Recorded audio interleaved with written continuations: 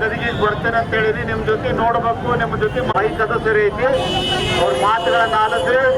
ಏನಿದು ಹುರುಪಿದೆ, ವಿಶೇಷವಾಗಿ ಮಹಿಳೆಯರ ಗದಗ ಬೆಟಗೇರಿ ಗದಗ ವಿಧಾನಸಭಾ ಕ್ಷೇತ್ರದ ಇನ್ನೂ 5 ದಿವಸ ಇರಬೇಕು. ಮತದಾನ ಹೆಚ್ಚು ಮಾಡಿದ್ರ ಮೂಲಕ ಬೊಮ್ಮಾಯಿಯವರು ಶಕ್ತಿ ಕೊಡ್ತಕ್ಕಂಥ ಕೆಲಸ, ಈ ದೇಶದ ರಕ್ಷಣೆಯಾಗಿರ್ತಕ್ಕಂಥ ನರೇಂದ್ರ ಮೋದಿ ಅವರು ಶಕ್ತಿ ಕೊಡ್ತಕ್ಕಂಥ ಕೆಲಸ ಕೇವಲ 1 ನಿಮಿಷದಲ್ಲಿ ಜಿಲ್ಲಾಧ್ಯಕ್ಷರು ಮಾತಾಡ. ಇವತ್ತು ನಾವೆಲ್ಲ ಬಹಳ ಕಾಲಿಗೆ ಕೊಟ್ಟಂತ ಗ್ಯಾರಂಟಿ ಕಾರ್ಡು, ಈ ಗ್ಯಾರಂಟಿ ಕಾರ್ಡ್ ನಮಗೆ ಬೇಕಾಗಿಲ್ಲ, ಇದು ಸುಳ್ಳು ಗ್ಯಾರಂಟಿ ಅಂತ ಹರಿದು ಬಿಸಾಕಿ ನಮಗೆ ನರೇಂದ್ರ ಮೋದಿ ಅವರು ಬೇಕು.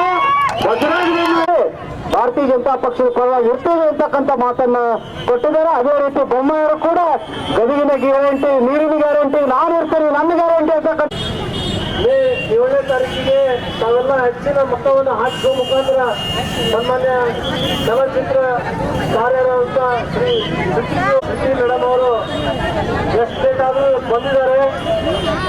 ಸನ್ಮಾನ್ಯ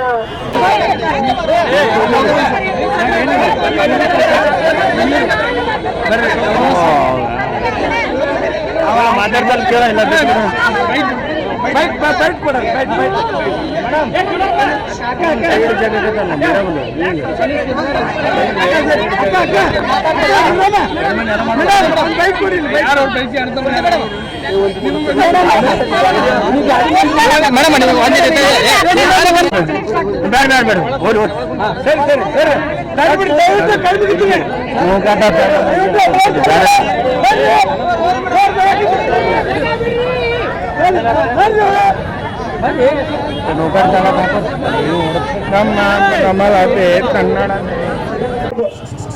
ಆ ಮಾತನ್ನ ನಾನು ಹೇಳಕ್ ಇಷ್ಟಪಡ್ತೀನಿ.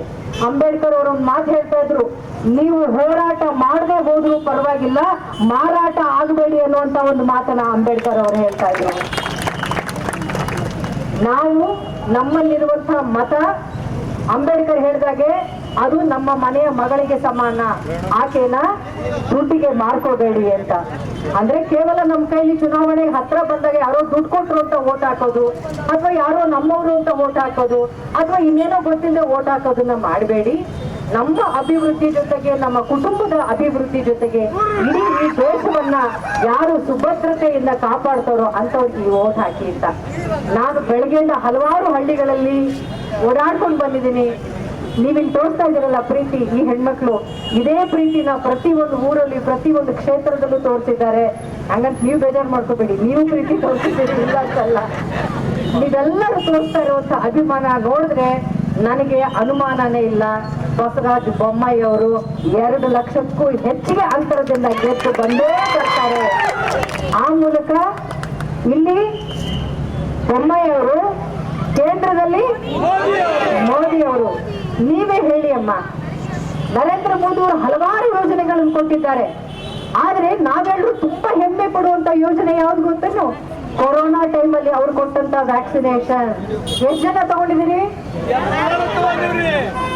ಅದೇನು ಒಂದೇ ಧರ್ಮದವ್ರಿಗೆ, ಒಂದೇ ಜಾತಿಗೆ, ಹೆಣ್ಮಕ್ಳಿಗೆ ಗಂಡ್ಮಕ್ಳಿಗೆ ಅಂತ ಕೊಟ್ರಣ್ಣ. ಬಹುಶಃ ಆ ವ್ಯಾಕ್ಸಿನ್ ಅನ್ನ ಕೊಡದೆ ಹೋಗಿದ್ರೆ ಇವತ್ತು ಕಾಂಗ್ರೆಸ್ ಪಕ್ಷದ ಎಷ್ಟೋ ನಾಯಕರು ಇರ್ತಿರ್ಲಿಲ್ಲ, ನಾವು ಇರ್ತಿರ್ಲಿಲ್ಲ, ಇವರು ಇರ್ತಿರ್ಲಿಲ್ಲ, ಯಾರು ಇರ್ತಿರ್ಲಿಲ್ಲ.